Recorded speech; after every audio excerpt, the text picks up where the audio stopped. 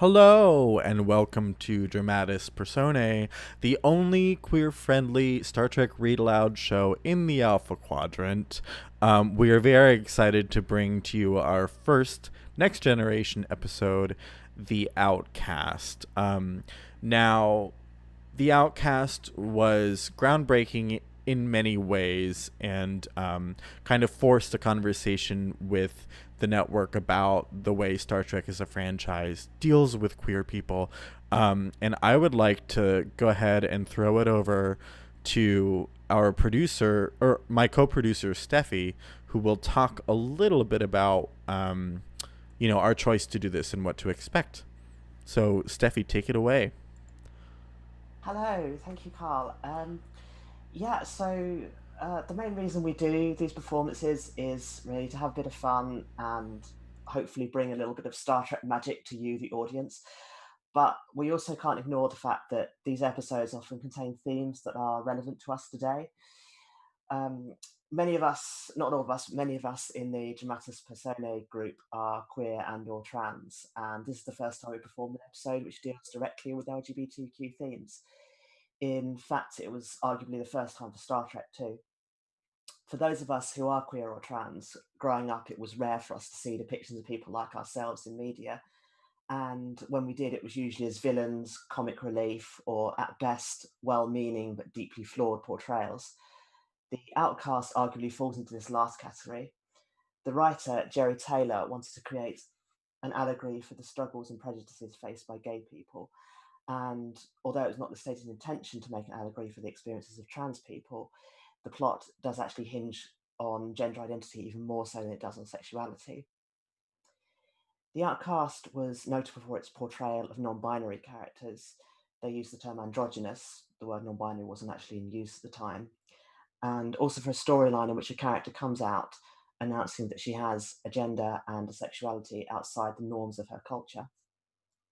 However, in portraying the Janai, the episode seemed to present its non binary characters as being strange and alien. The very concept of them seems unimaginable to the human characters, despite non binary people having existed in human cultures throughout history.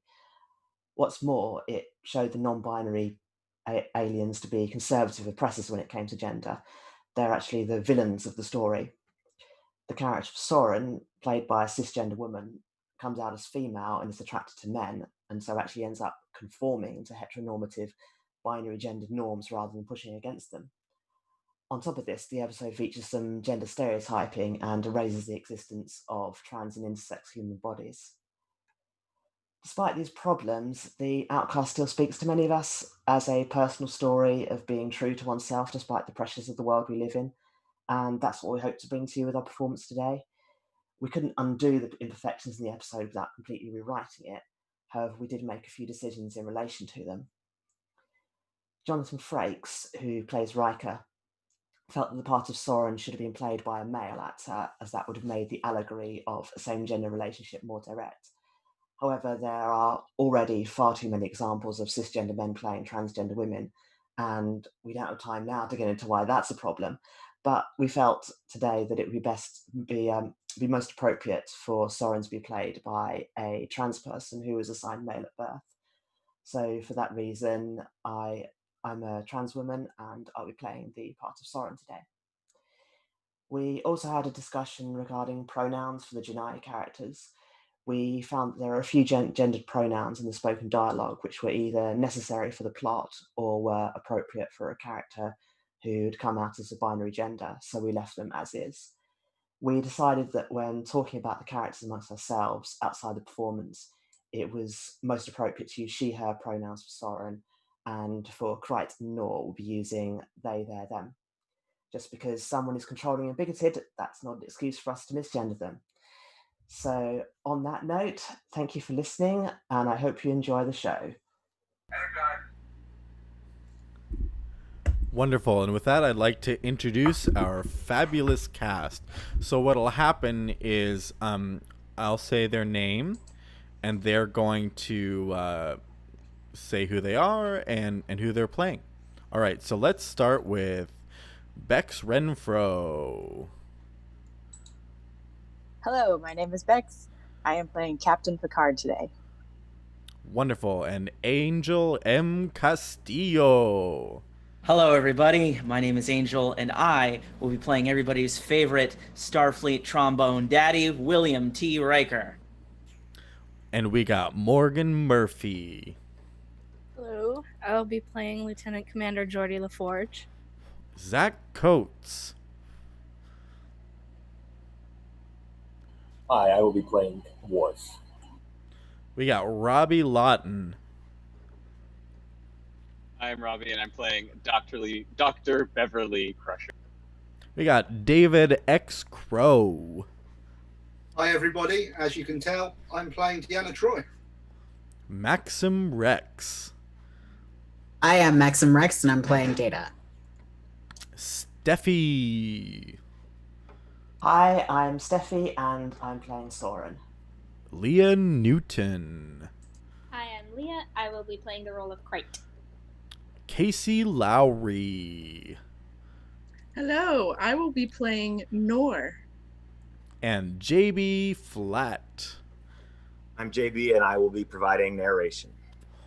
Wonderful. And before we get started, I also wanted to give a big shout out to Leah, who is our script producer, and to David, who has graciously helped me spot for sound effects for this episode. We're very grateful. And just as a note of acknowledgement, all of the sound effects are from stminutiae.com, and we're very grateful to them for the wonderful work they do, bringing all sorts of really great Star Trek assets to those of us who are fans. So with that, let's go ahead and get started. You can take it away, JB. Or rather, Becks. Captain's log. Stardate 45614.6. We've been contacted by an androgynous race called the JEAN-LUC to investigate the mysterious disappearance of one of their shuttlecraft. On the Enterprise bridge, the crew have been joined by members of the JEAN-LUC, who are wearing loose-fitting one-piece suits and all have short hair. Captain, we are approaching the designated coordinates. On screen. Long-range scan, Mr. Data. Sensors find no evidence of the shuttle anywhere within the star system. It couldn't have traveled outside the system.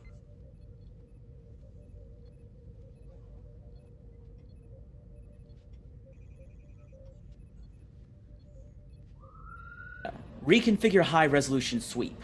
Radius 1 million kilometers. Check for any debris. Scan shows no debris within that radius. I don't understand it. A shuttle doesn't simply vanish. There has to be an explanation. Captain, I am detecting an unusual reading. It appears to be a neutrino emission with no visible source.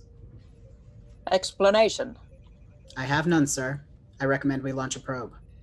Make it so. Probe is launched. Sensors show no evidence of any unusual phenomenon. Then the probe vanishes. The probe is no longer transmitting. What happened? Where did it go? End of teaser. As we begin Act 1, the Enterprise is orbiting a planet. Captain's log supplemental. The sudden disappearance of our probe suggests we may have found the first instance of what is called null space. An anomaly until now had only been theoretical. Commander Riker has been working around the clock with a team of JEAN-LUC specialists to formalize this hypothesis. During the creation of a star system, when clouds of interstellar dust and gas coalesce, turbulent regions of magnetic and gravitational fields may develop. If certain conditions occur, these fields can condense into abnormal pockets of space. We think your system contains one of these null pockets. If we're right, the pocket would absorb electromagnetic energy from anything that entered it. Like a shuttlecraft. Or probe, making them powerless. But outside the pocket, all the energy is bent around it, making it naturally cloaked. That's why we cannot see it, and our sensors cannot read it. Is the shuttle still there? We think so. The shuttle probably wasn't able to sustain its energy, but other than that, it wouldn't be damaged. Since our shuttles carry plesterone-based backup systems, we think life support would sustain them for as long as 10 days. Then perhaps our crew has survived. We can send one of our own shuttles, but its energy would also be absorbed. Our chief engineer is working on a way to maintain the power reserves long enough to rescue your crew. Commander, we're grateful for your help. Whatever resources we can provide are yours. The council members leave. I've been thinking, when the time comes, I would like to pilot the shuttle. It's a Starfleet craft. I cannot ask you to put yourself in danger to rescue our crew. You can't pilot a shuttle you're not familiar with. I happen to be a good pilot. I happen to be a good pilot too, and I know my way around the Starfleet shuttle. So what if we team up? When can we go over the shuttle flight operations? Right now. In the Enterprise shuttle bay, Soren and Riker approach the shuttlecraft Magellan. Is this the one? This is it. Short-range craft, 1250 millicochran warp engines. Looks like microfusion thrusters. Right? Armament?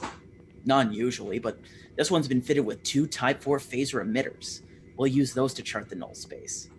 Chart it? Mr. LaForge wants to get an idea of the size of the pocket. He thinks the rate of energy absorption is linked to its size.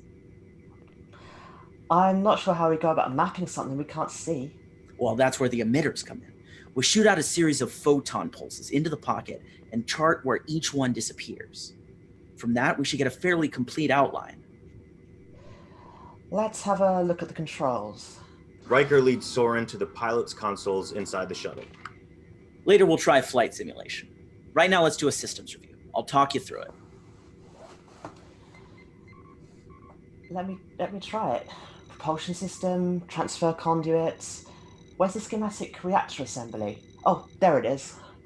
Engine nacelles. There's nothing in that's unfamiliar.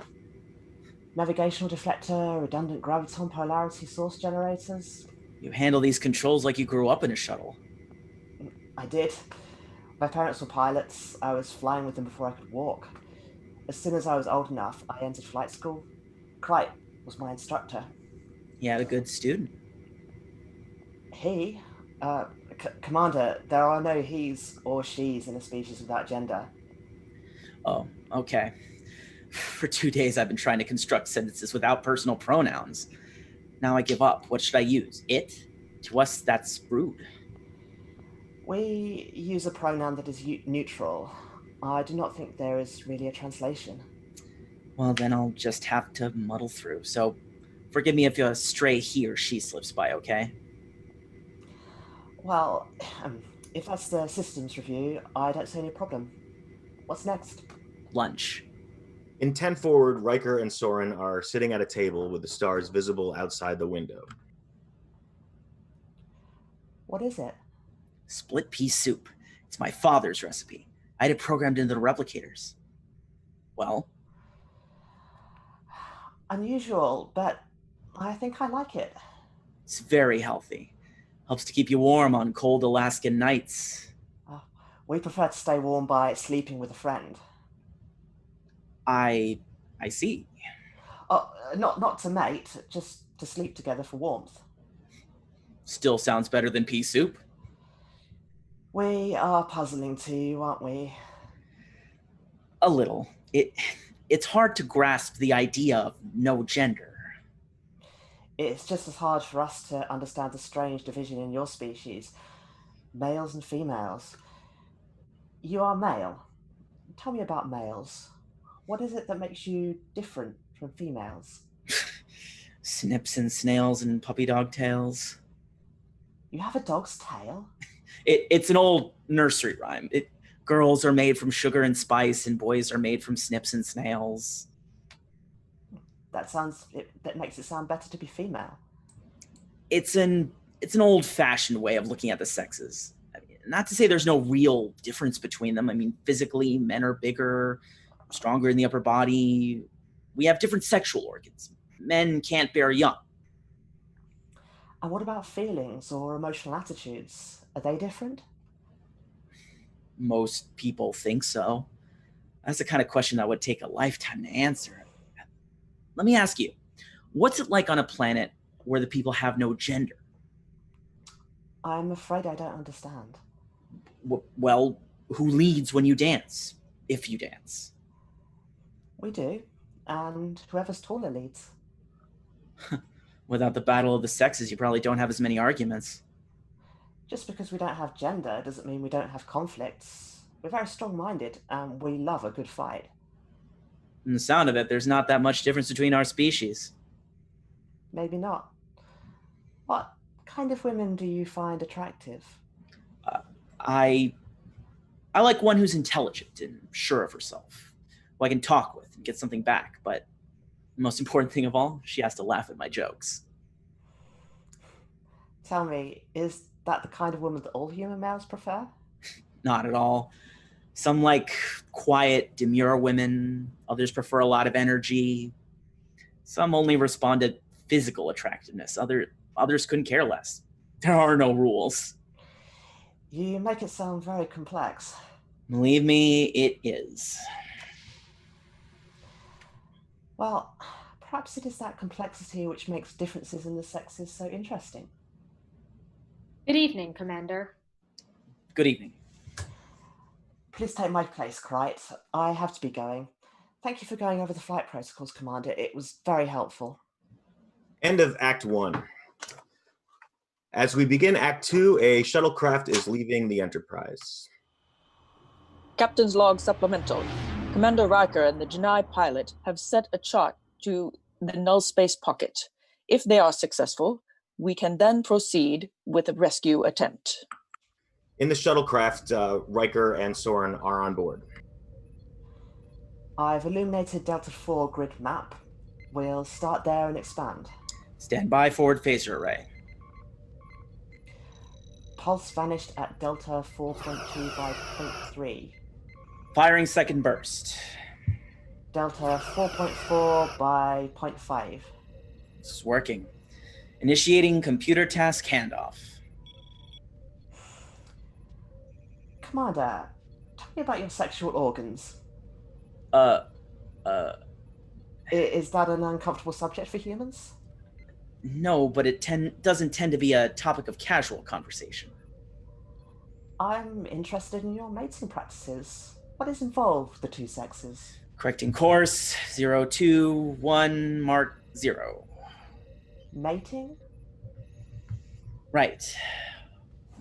Well, it's pretty simple. The men inseminate the women carry the baby.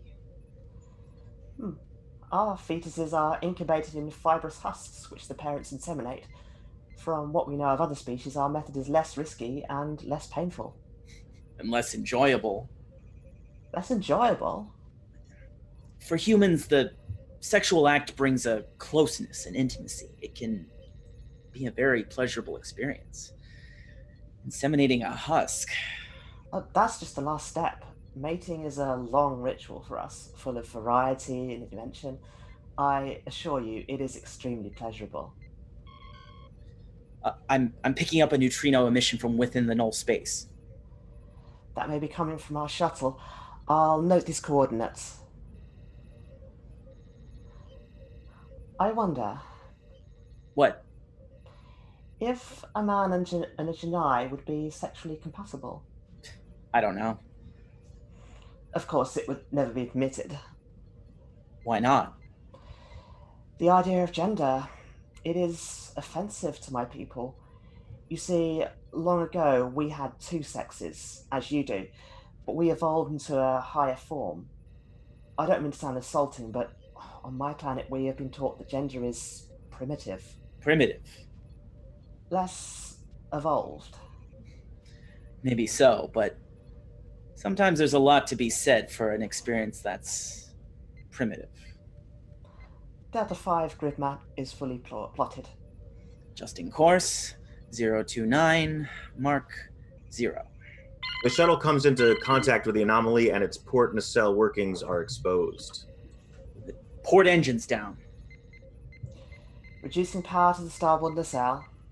That's not enough. I have to activate the maneuvering thrusters.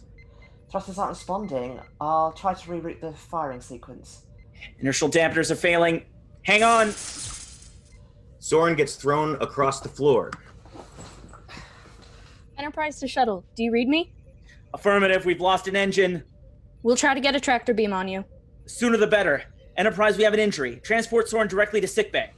Right away, Commander. In sickbay, Soren is lying on a diagnostic bed attended by Dr. Crusher. It's just a minor concussion. You're going to be fine. This will reduce the inflammation. Doctor, you are female. Yes? Forgive me, I do not mean to be rude, but I'm curious. What is it like? Well, it's just the way I am. I've never really thought about what it's like. I've noticed you tend to have longer hair, and you arrange it more elaborately, and you apply colour to your bodies. Color? You put colour on your mouths, and your eyes, and your cheeks, and your fingernails. The men don't. Well, that's true. Then it is up to the women to attract the men? Oh, no. Men want to be attractive too, believe me. They just go about it differently. No colour? No color. They like to pretend they're not doing anything to attract a woman, even when it's the most important thing on their minds. This is very confusing. Then are women considered more superior, or the men? Neither. In the past, women were often considered weak and inferior, but that hasn't been true for a long time. Commander Riker enters sickbay. Will, your co-pilot is going to be fine. The injury was minor. Glad to hear it. I'm afraid you're not rid of me yet, Commander. I will be able to complete the mission. I'm glad you're feeling better. What happened? What made the shuttle go into a spin? The port nacelle must have nipped one of the protrusions from the null pocket and shut it down. Are we still on schedule then? That depends on how you're doing. I'm fine. We should go check the port engine. Well, I think we should get the doctor's opinion first. Doctor? I don't see any problem, but if you feel any symptoms, headache, dizziness, come back. You have my word. In Data's quarters, Data, Troy, Worf, and Crusher are playing poker.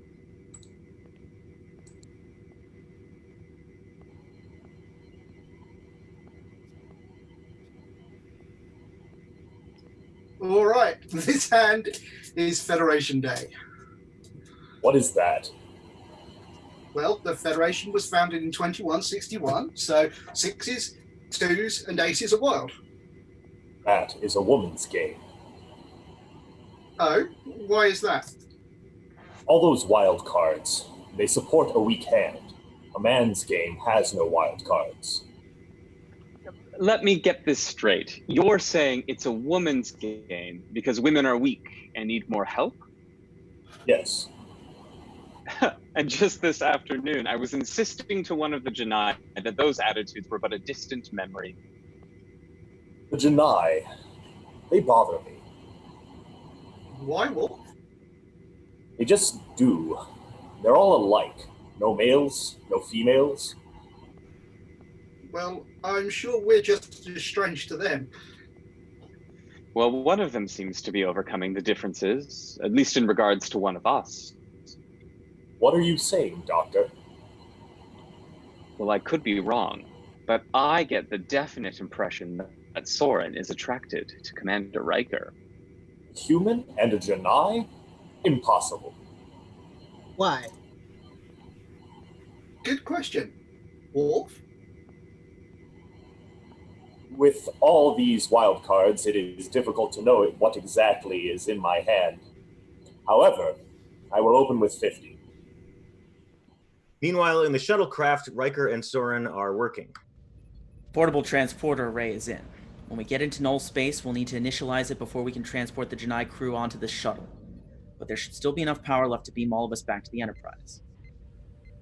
Is the buffer field generator installed? Not yet. Jordy thinks that'll be ready by 0800 hours tomorrow. Before that, we should see if we can balance this engine. Can you access the starboard manifold thrust? Soren crawls under the control panel. There. Set the arc at 6.3. I'll optimize the plasma flow. Commander, I'd like to tell you something. Something that's not easy to say. What's that? I find you attractive. I'm taking a terrible risk telling you that. It means revealing something to you, something that, if it were known on my planet, would be very dangerous for me. Occasionally, among my people, there are a few who are born different, who are throwbacks from the era when we all had gender. Some have strong inclinations to maleness, and some have urges to be female.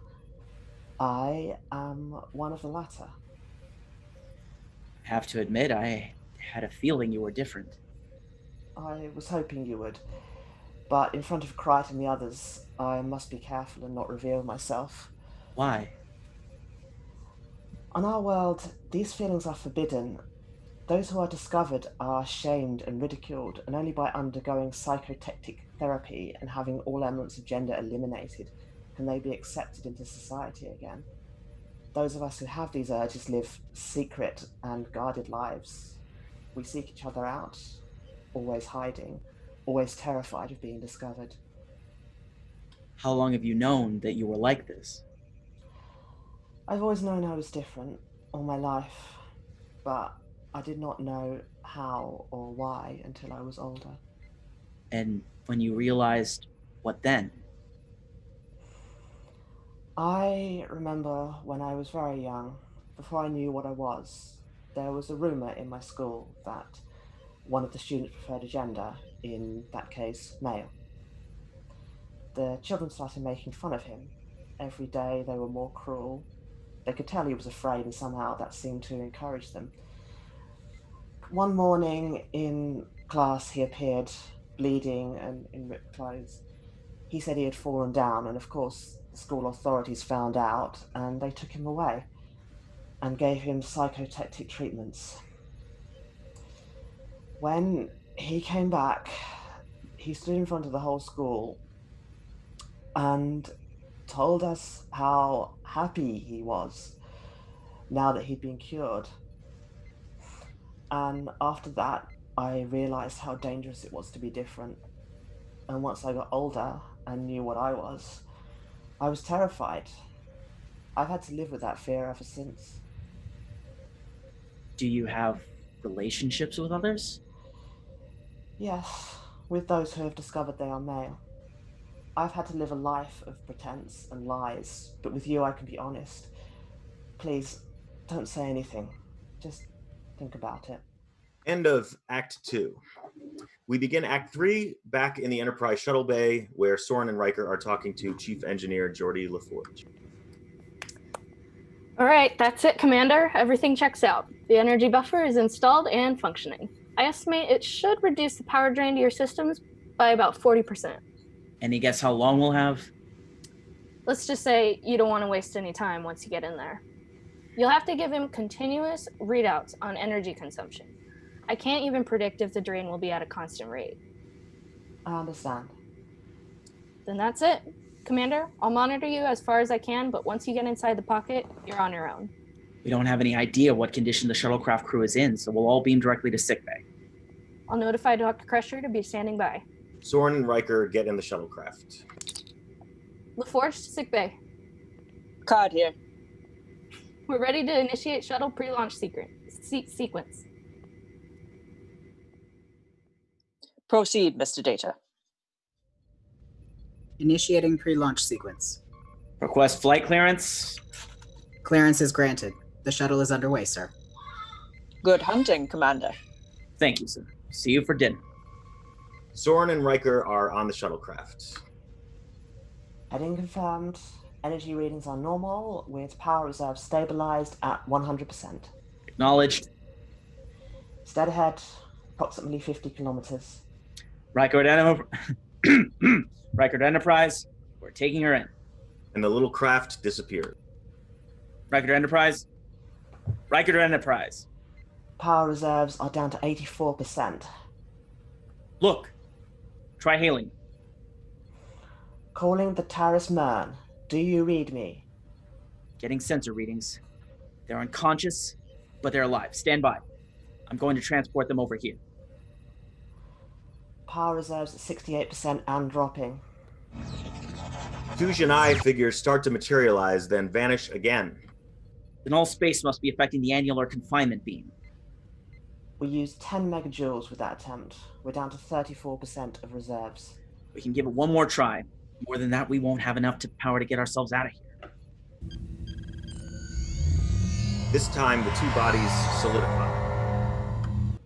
They need medical attention, quickly. Okay, stand by to transport to the Enterprise. Here we go. That doesn't work. Energy consumption. We're down to 9%. We don't have enough to get back. If we just sit here, we'll lose all of our systems within an hour, including life support. Okay. I'm rerouting the propulsion system to the transporter. Rechannel the navigation system. Let's transfer every microjoule of energy we've got. Sensors, life support. This might give us one last shot. But if we use an energy shift of that size, it'll overload the phase compensators. The shuttle will explode. But if we stay here, we're dead anyway. Maximum energy level's 5 seconds. See you in a minute. Riker, Soren, and the two unconscious Jedi materialize safely. They've been oxygen deprived. There doesn't seem to be any significant damage. Prepare some Dexilin.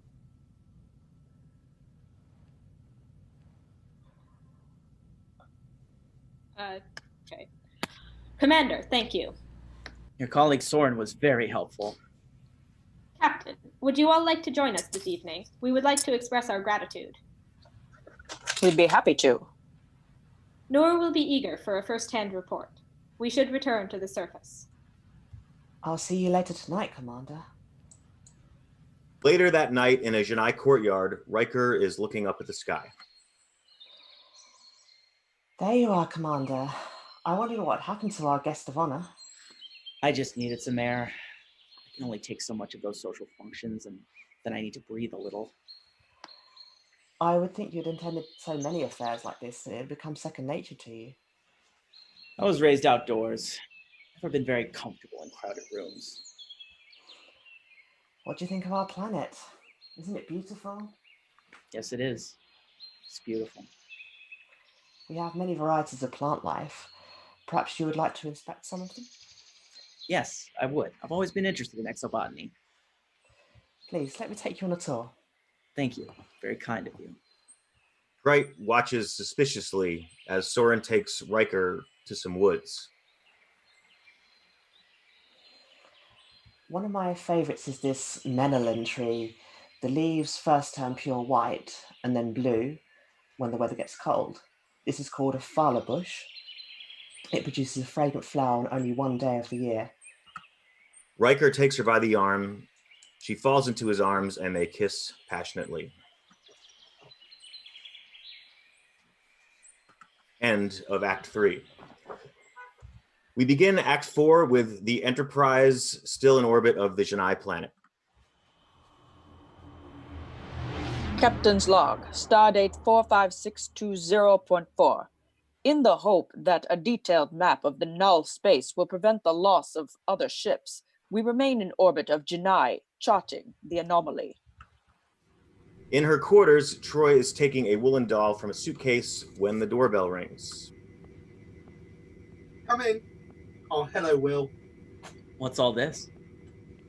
Wonderful things. My mother sent me a box that belonged to my father's ancestors. It was stored on Earth and just recently turned up. Do you know who any of these people are? No, some of the pictures have names on, but most of them don't. I look at these faces and I wonder who they are and if they could be related to me. This one looks like you. Deanna, I have something on my mind. I had to see you. Has something happened? I've met someone who's becoming important to me. Soren. Yes. You're my friend, and I thought I don't know. I thought I should tell you. I'm glad that you did. Nothing will change between us, will it? Of course it will. All relationships are constantly changes, but we'll still be friends. Maybe better friends. You're a part of my life, and I'm part of yours. That much will always be true. And they kiss too. Later, Riker enters the guest quarters on the Enterprise. Hello, I'm here to see Soren. I know. We had an appointment. We were going to discuss... I don't think so, Commander. Excuse me? We know about the two of you. We know what you're doing. Where is Soren? And we're going to make sure it doesn't happen again. Answer me. Where is Soren? In custody, and there's nothing you can do about it. The hell there isn't. On the planet, the Janai Civic Chamber is set out as a courtroom. You are aware of the charges against you? Yes. Do you tend to dispute them? Well, what is your response? Riker enters the chamber. Commander Riker, these proceedings are closed to everyone. I think I just opened them. Sir, this is a private matter. We are grateful for your recent help, but that gives you no right to interfere with our personal concerns. I just want you to know what really happened. It's all my fault. I was attracted to Soren. I pursued, I insisted. I didn't understand your ways until she explained them to me and rejected. Nothing happened between us. I asked your forgiveness. I behaved inappropriately. Is this true? No. Soren. I am tired of lies. I am female. I was born that way. I have had those feelings, those longings all my life. It is not unnatural. I'm not sick because I feel this way. I do not need to be helped. I do not need to be cured. What I need, and what all of those who are like me need, is your understanding and your compassion.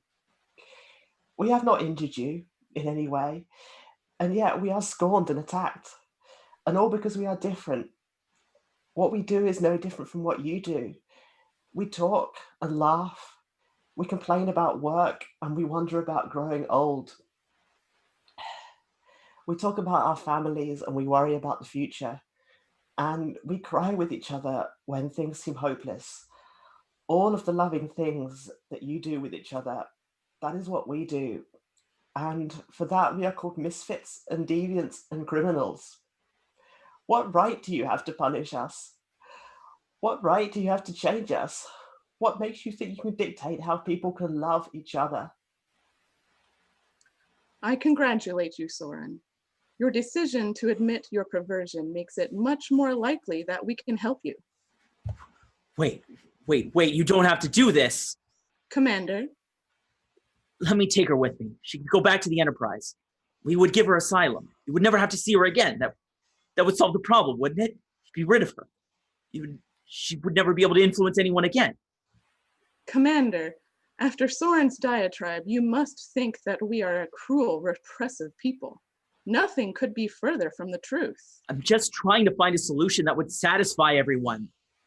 We are concerned about our citizens. We take our obligations to them seriously. Soren is sick, and sick people want to get well. Did it occur to you that she might like to stay the way she is? No, you don't understand.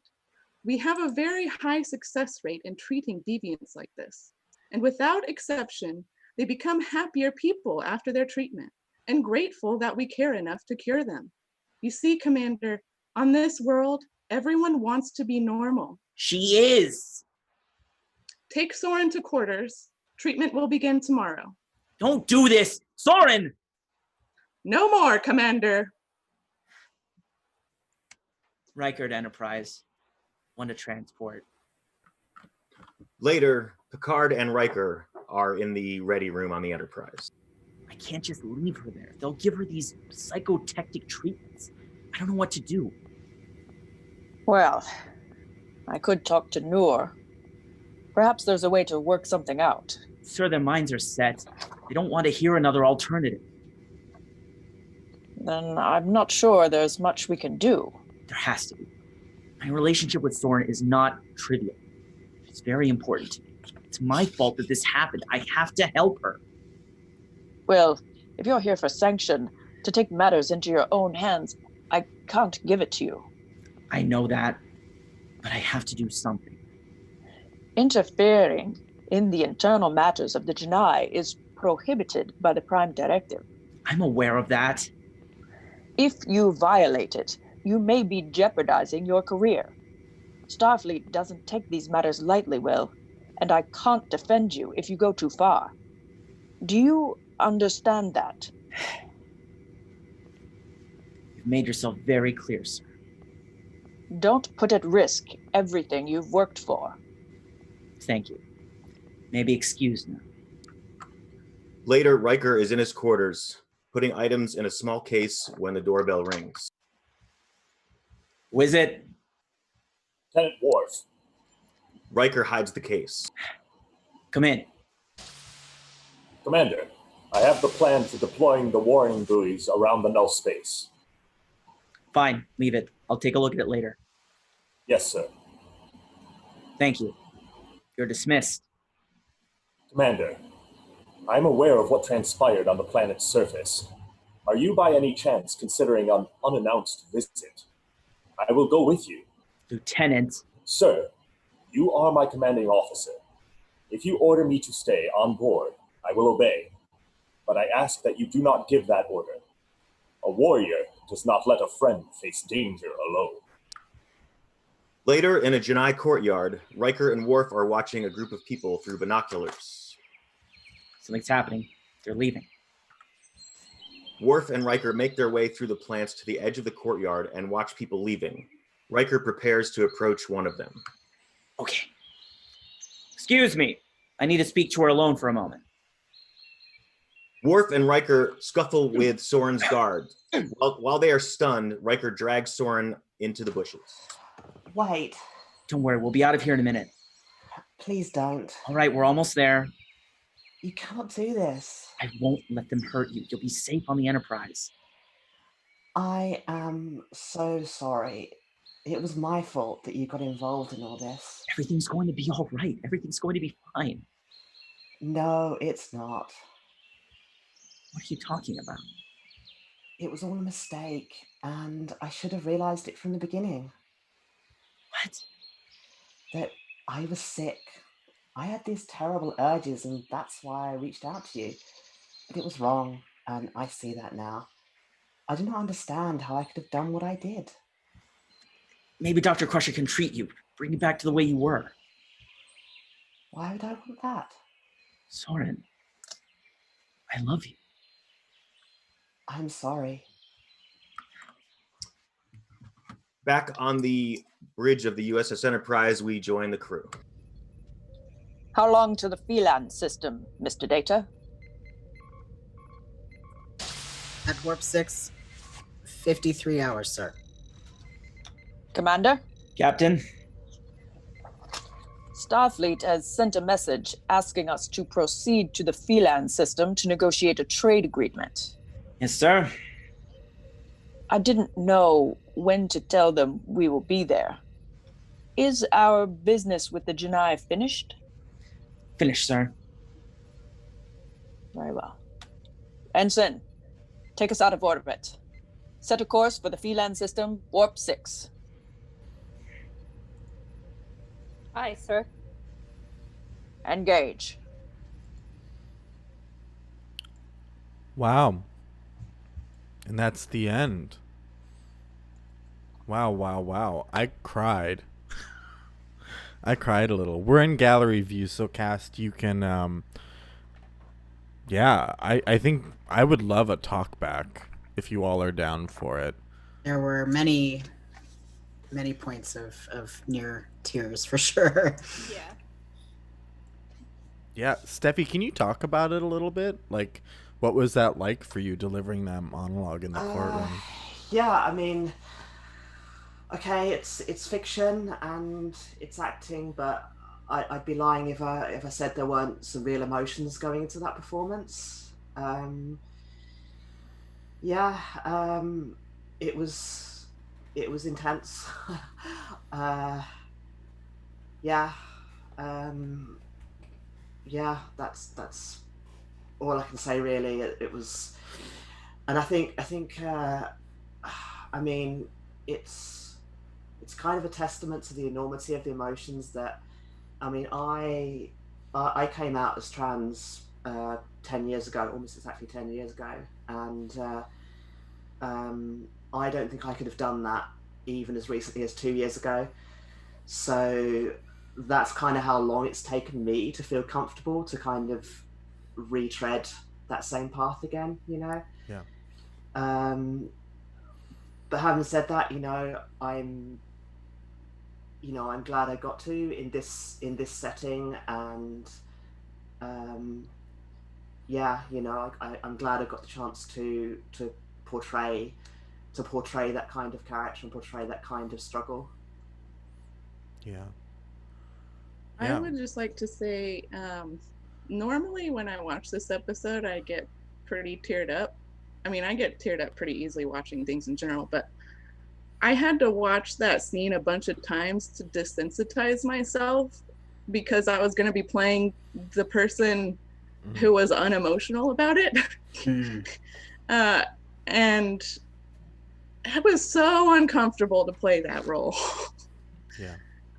But it's also interesting because you can tell that this character thinks they're doing the right thing. I mean, I think we probably all would agree that they're not doing the right thing, but they think they are. And I think that's what makes this kind of treatment so dangerous. Right. Angel, I'm curious to know from you what this was like. Well, I wanted to make sure that I mean this particular thing was really a welcome challenge, as far as like having to really ground myself in a character whose emotional core, like during this episode, is empathy and like I've had experiences in the past with relationships where it's like when somebody exposes, a personal trauma or like a hardship or something about them, that does sort of, that has like increased my wanting to like reach out and feel close to them, and that gets expressed, if it's somebody of, for me, I am cis het, so it's like often if that's somebody who's like of the opposite sex for me, like that does manifest in terms of like emotional and romantic and physical attraction, because it's like this moment of like sort of trauma bonding. And so I see Riker as like, I mean, I think his attraction to Soren is honest, but it's also sort of an interesting sort of exposure of that bleeding heart and all element of Riker that's also sort of caught up in being sort of a very sort of sex positive or very like, unrestrained character. Like, I think this episode, this is actually interesting in that Riker gets put into a situation where Kirk often gets put in the original series, because like I have this sort of thing where people often call Kirk and Riker both just like womanizers who just like to get laid, but oftentimes it's like, yeah, when they do like make out with an alien on the planet, it's often because they've developed actual like feelings for this person, and oftentimes it is like feelings induced because of a trauma bonding type situation. So it's kind of I kind of thought, oh man, I can't remember the original series episode where it's the one where at the end Kirk is so bummed out that the woman he was in love with dies, that like Spock actually mind melts with him to make him forget, like the only time that happens in TOS. But like I sort of started channeling that emotional bit for Riker, which is, I think some of my delivery got a little Shatnerian at points. I'm done talking. Sure. Anyone else have any comments? I'd love to just hear your reactions to this.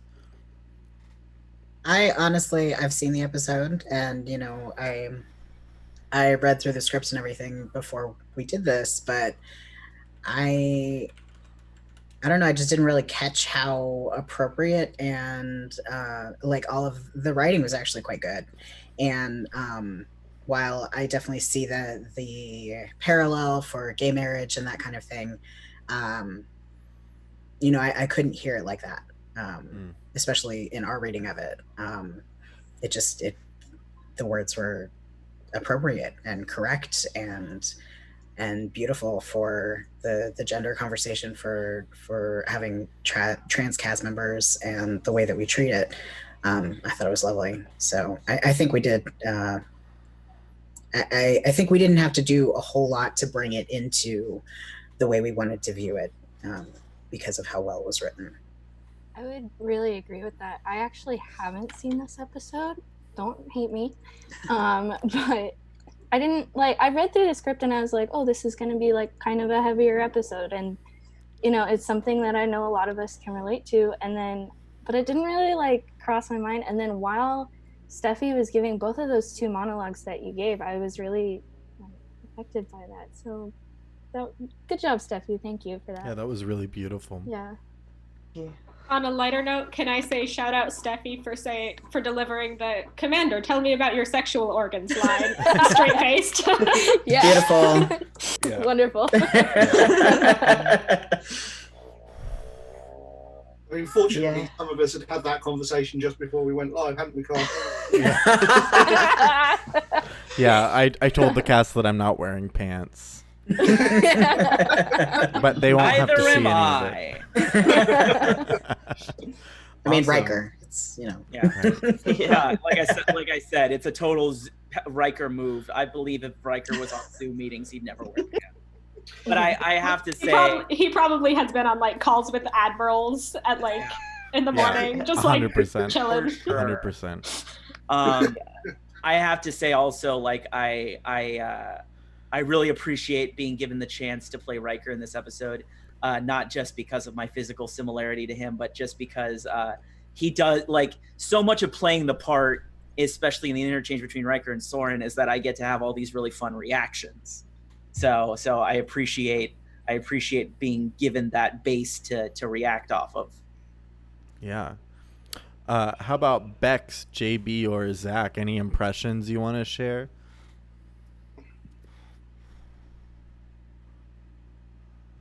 I guess I kind of noticed in this reading of it how much Picard is not saying. Yeah. He's kind of looking at Riker's situation like, you don't have to do any of this. We're here for a week. There's the vast expanse of space out there, and I don't want to lose you because you fell in love with someone for a week. And I'm sure from Picard's standpoint, he sees Riker fall in love all the time. And he invokes the Prime Directive, don't meddle with their culture. That's not our business. Starfleet's going to come down on you. And even beyond that, there was just so much he didn't say because he's also a friend. That's interesting, because when I watched this episode last week, when I rewatched it, the sense I got from that conversation with Picard and Riker was that Picard was being like, I can't tell you that you can do this because it's illegal. But I'm also not going to tell you not to because I know it's the right thing to do. So right. Kind of tacit approval. Mm-hmm. Yeah. Yeah, I thought it was interesting. They only touched on the Prime Directive aspect of all of this, but I thought it's an interesting.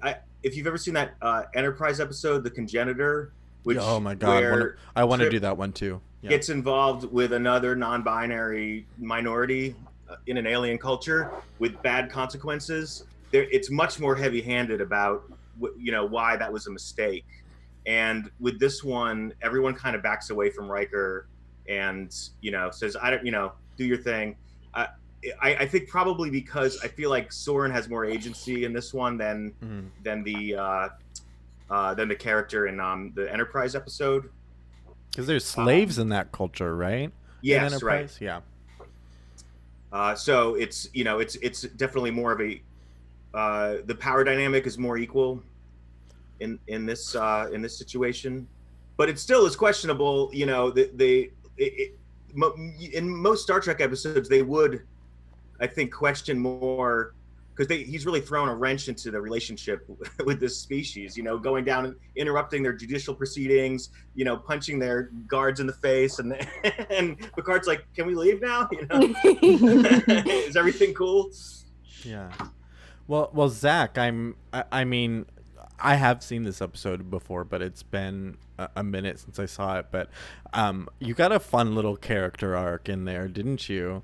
Yeah, no, it's actually like you see so little of Worf in this one that it's almost dichotomous. The way that he sort of pops up at the beginning, he's like gender roles, gender norms, gender, and then all of a sudden he's just like, "Oh yeah, I'm gonna go help my buddy," totally disobey everything and possibly throw my career away, right? And just it's not just I don't feel like it's a bloodthirsty Klingon thing for Worf when he goes to Riker and he says, I would like to help you. Like, he's really legitimately there for this love that he sees between these two people. He's there for this relationship. And I think that's one of the things that's powerful about that type of a character, because, when it comes to all of this stuff, you sort of see, like, whatever the blinders are that this society has, that the Janai have, and you just say where something just takes that love and says that it's wrong and it's evil and it's bad,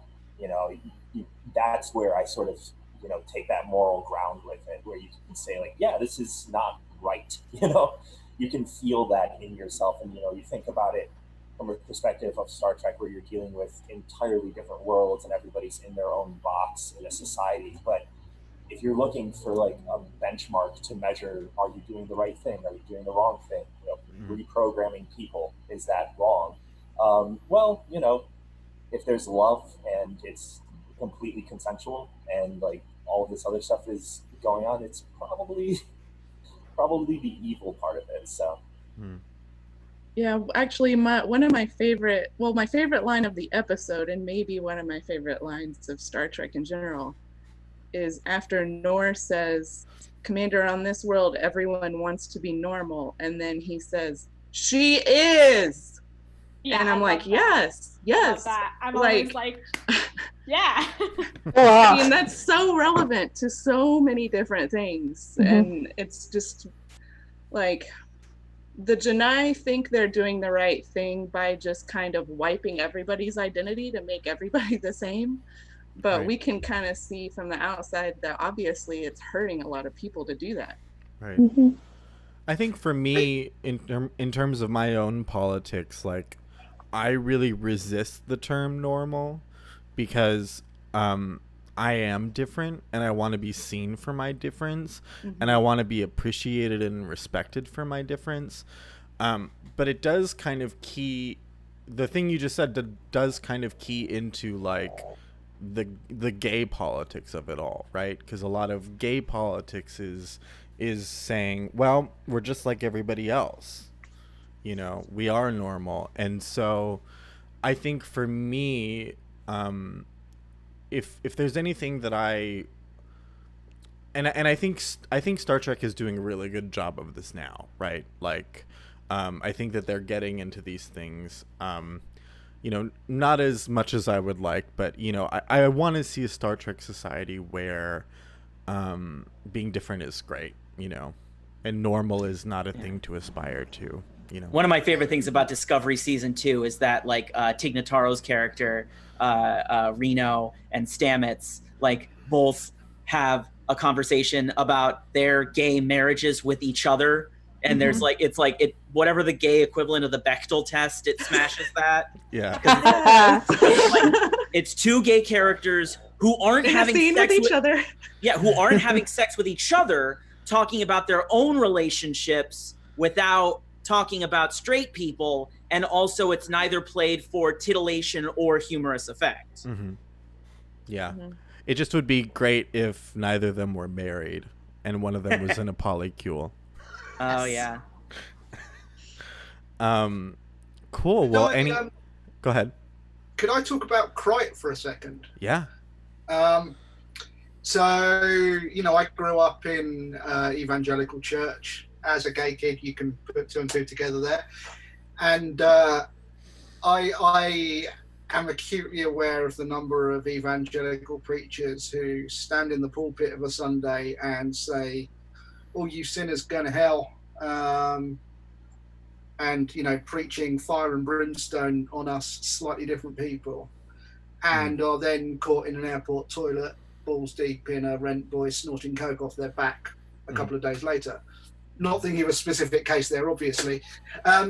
However, it struck me as Krite is one of those characters where he comes along and he's like, "I've seen what you're up to," and it's that sort of behaviour that's, well, if I call you out for it, somebody's not going to call me out for it. Now, I'm projecting a little bit. We don't know what's going on with that character or anything, but it really did remind me of those hypocrites who want to shut people down, and really the only reason to shut them down is that they can get away with defrauding people in their particular flavour. It's a case of methinks the hetero doth protest too much. I was going to say, often who's the case going to think? Right. Well, in whatever way, Krite is benefiting from the status quo, and so Krite has to keep that up, or they lose their power for whatever reason. Yeah, absolutely. Yeah. And I think a lot of people who do that, maybe they're closeted themselves, and it causes them a lot of pain, and that just they can't stand to see somebody else be open about who they are. Yeah. Because if they can't be themselves, then they shouldn't be able to be themselves. Yeah, if you got full rights, that would just be disrespectful to all the people in the past who didn't have rights, right? Right. Yeah, if I save this person's life with CPR, how disrespectful is it to all the people who have died of heart failure in the past? Right, exactly. Oh, well, I wish I had that idea going into this, because I would have played that. It would have been fun. But I think actually the lines were sufficiently vague that you didn't need to play it specifically. We could still pick up on that from the way you played it. And I just think it's one of those things that when I guess it's a projection, when you've seen that behavior enough times, when you see the pattern repeating itself, the little flag goes up in your head and goes, "Hold on a second." Yeah. I won't ever be able to talk to you again, I'm afraid. Yeah. All right. Well, do we have any other closing thoughts? One thing I'd like to just touch on is I really like the scene between Riker and Troy. Yeah. Because, they're exes, and he's, concerned about her emotions with, having this new relationship, and he's very open about it, and they're both very emotionally intelligent people. And they even do a little kiss at the end. It's like very healthy, it's so nice to see a healthy interaction like that. I love their relationship. They're great. Yeah, I really liked what she said to him right at the end of that scene, where he said, "I hope this doesn't change anything," and she's like, "Of course it's going to change it, but that doesn't matter." Change is a really healthy part of the way people's relationships change and adapt and are dynamic. And I think acknowledging that is something that a lot of us are still working on. I think it's really difficult. When you come out to someone and you say, "Oh, I hope this doesn't change anything between us," well, of course it's going to change stuff between you. But it's not a bad thing. Matters. Right. One of the few times Troy actually is written to speak like a competent counselor. Yes. Yeah, and she avoids raising the possibility that maybe this isn't such a good idea, which I think she realizes she's not the person to give that advice in that situation. Yeah. Unconditional positive regard. Yeah. Well, I want to thank you all again, and before we sign off, I realized that I should give a shout out to Jeri Taylor as well for such a great episode. We can criticize all these old episodes all we want, but really such a great meditation on these things and what it means to be like part of the Federation, what it means to promote equity without being colonizing, and all that other sort of stuff. So shout out to her, right? Jeri Taylor's female, I think. Okay. And then also to chakotea.net.